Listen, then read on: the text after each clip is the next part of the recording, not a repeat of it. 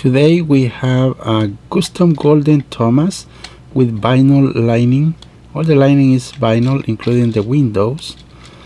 So this was painted in a gold color, including the wheels and the platform white.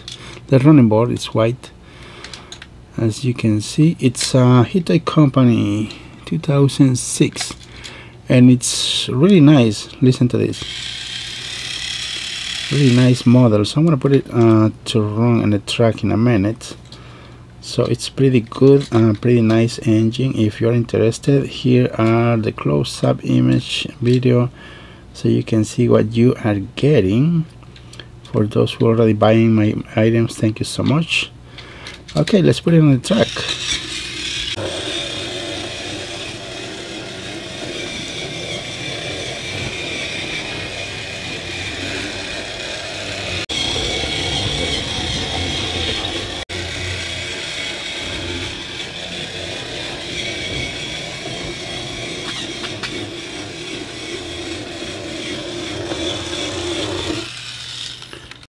Really shiny, really good engine. As always, if you are interested, the link is in the description, and like I said, if the link is there, it's because it's still available. If not, it's because it's gone.